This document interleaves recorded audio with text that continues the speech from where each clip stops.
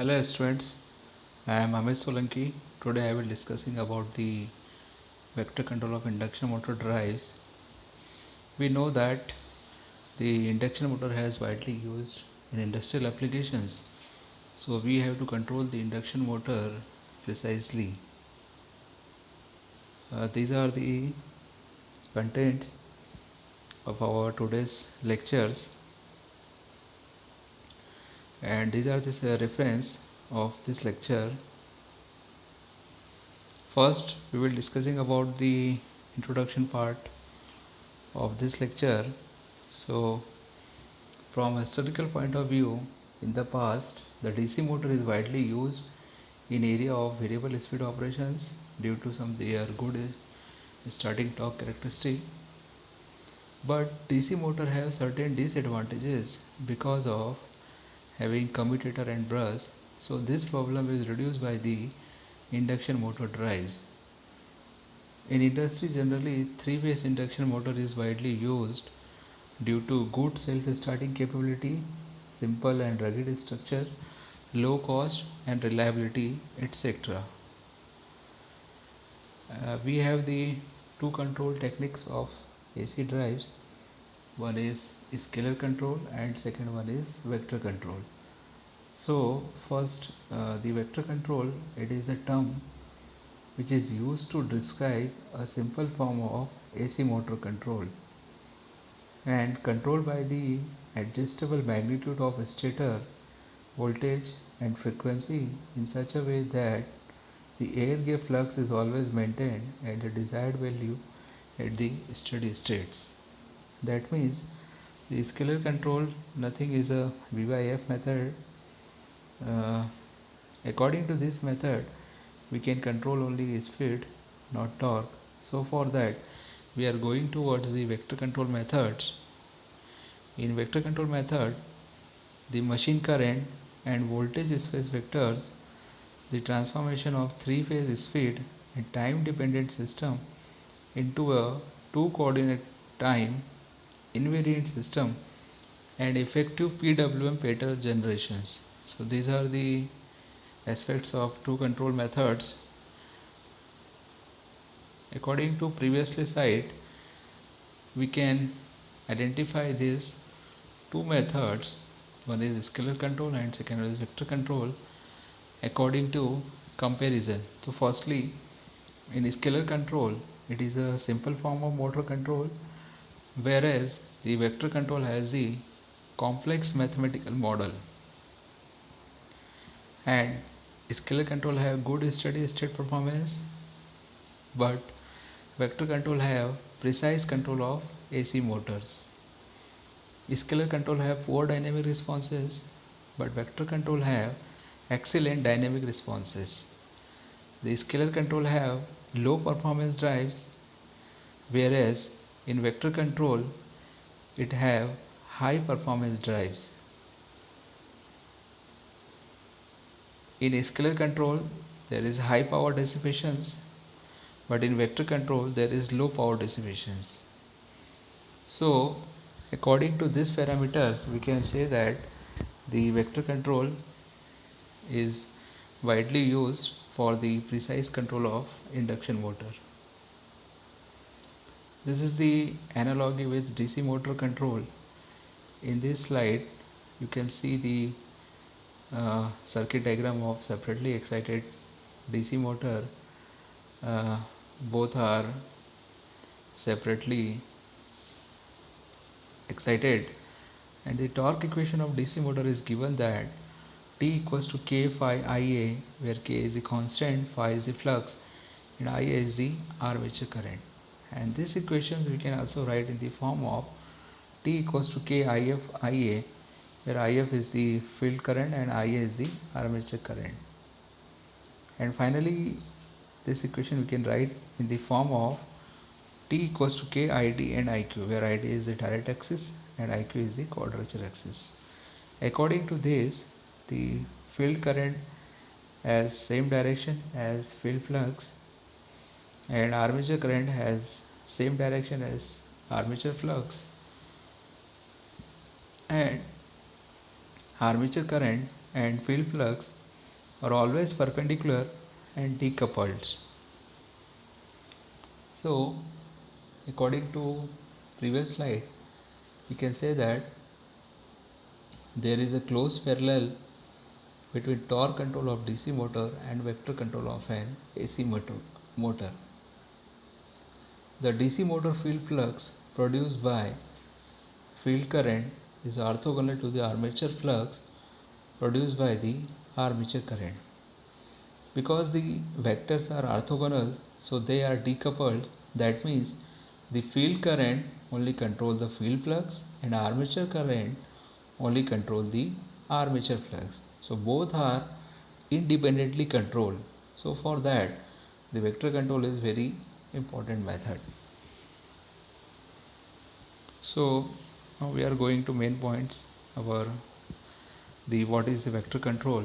So according to that, the vector control is a variable frequency drive control method in which the stator current of three-phase induction motor are identified as two orthogonal components that can be visualized with the vectors.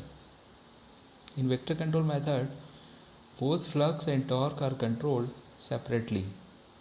So DC motor like performance of induction motor can be achieved by if the motor control is considered in the synchronously rotating reference frame where the sinusoidal variables appears as DC quantities in the steady state. According to previously slide, we have draw here the equivalent circuit of induction motor. In this equivalent circuit, you can see that there is one current is flowing IS, that is a stator current or the starting current. In this circuit diagram, this stator current is divided in two parts after some times, and these two parts are, one is direct axis current and second one is quadrature axis current. The ID is the flux producing current, or we can say the magnetizing current, and IQ is the torque producing current. The ID having the 30% of total current and IQ having the remaining 70% of total current, and we can say that the ID having the more inductive property with respect to IQ. So we can control the IQ for controlling the torque of induction motor. So we conclude that we have a less stator current and also we can control the more torque.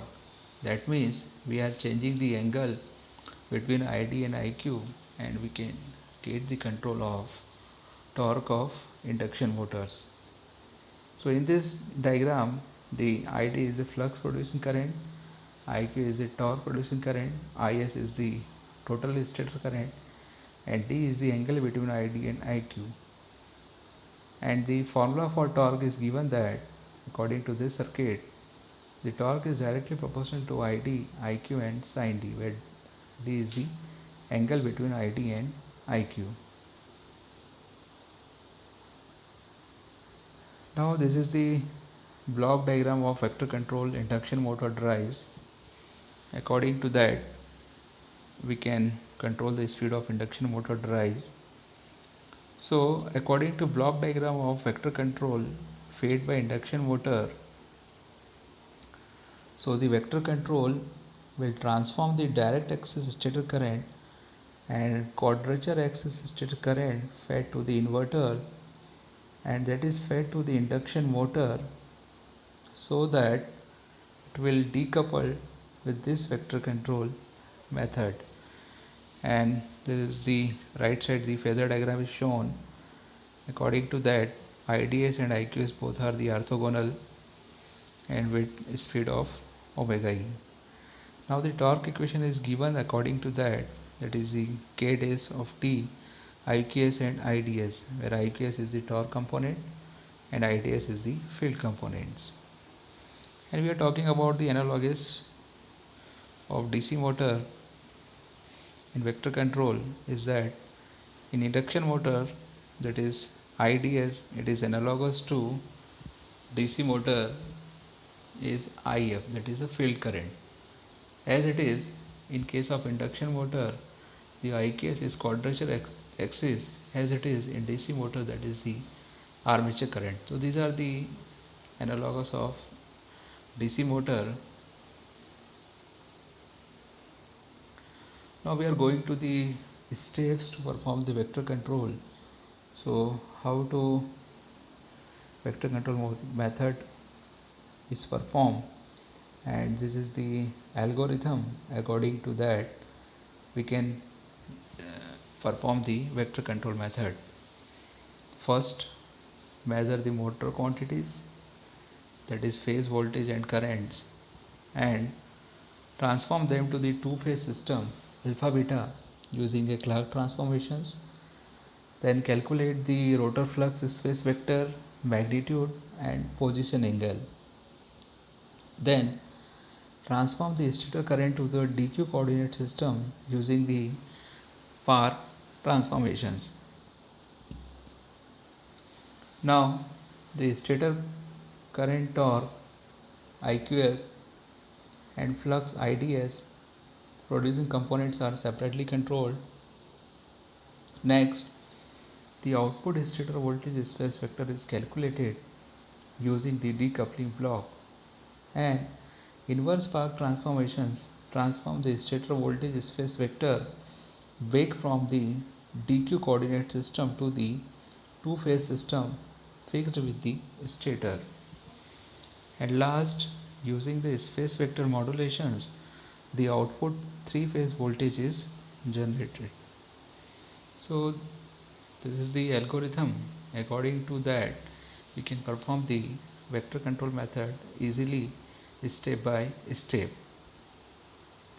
Now this is the finally basic block diagram to implement of vector control method. So according to this block diagram, we can explain the vector control method, how to implement it actually.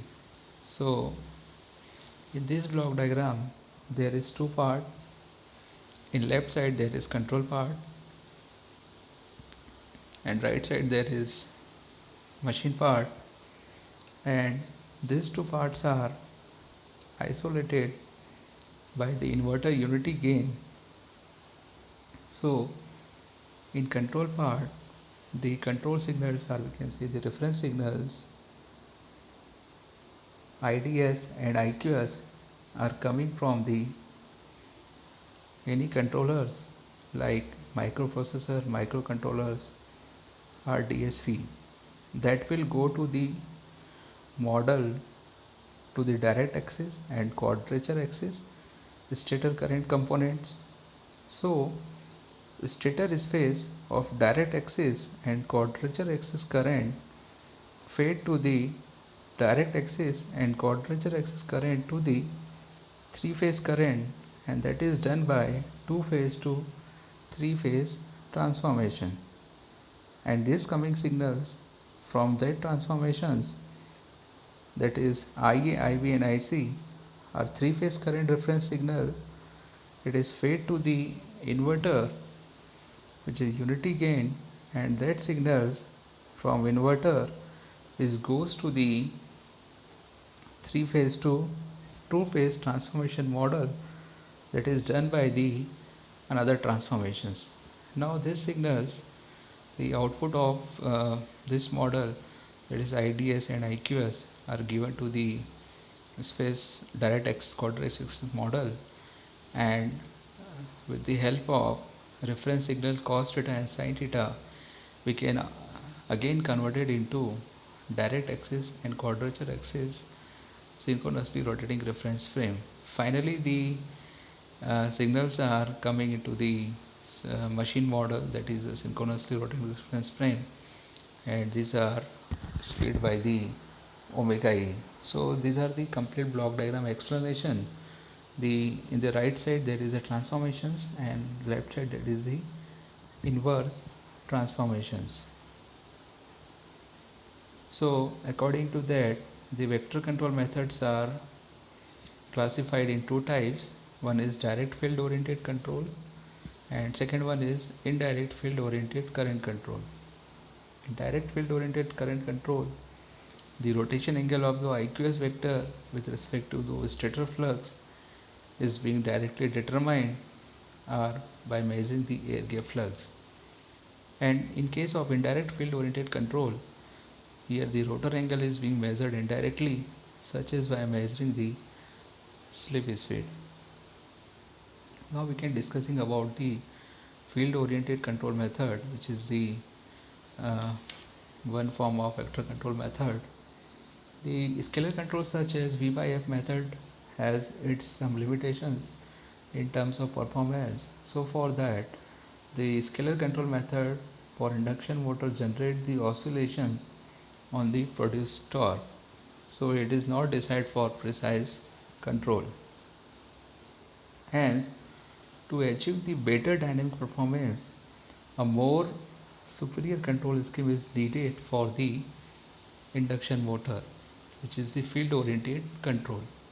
The field oriented control is the first technology to control the real motor control variables of torque and flux, with decoupling between the stator current components and the torque producing component of the stator flux can be controlled separately. The field oriented control method has been developed for high performance motor applications which can operate smoothly over the wide speed range, can produce full torque at zero speed, and it is capable of quick acceleration and deceleration. So these are the advantages of field oriented control method. Now we are going towards the advantages of field oriented control. What are the advantages? Firstly, it has improved the torque responses. Then it has torque control at low frequencies and low speeds. It have dynamic speed accuracy. The field oriented control method had reduction in size of motor, cost and power consumptions. It has 4 quadrant operations and short term overload capability. So these are the some advantages. According to that, we can use the field oriented control method for precise control of induction motor drives. Now the silent features of the vector control methods. The transient response will be fast because the torque control by IQS does not affect the flux. That means these are not affect to the each other, they are separately controlled. Then the vector control allows for speed control in all 4 quadrants without additional of another control elements. That means the we can use the vector control method in all 4 quadrant without using any additional devices.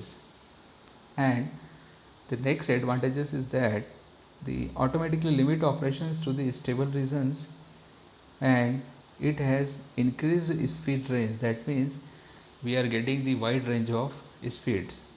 And last, it have the low inertia. So these are the some silent features of the vector control method in which we are using in various industrial applications. Thank you so much for watching.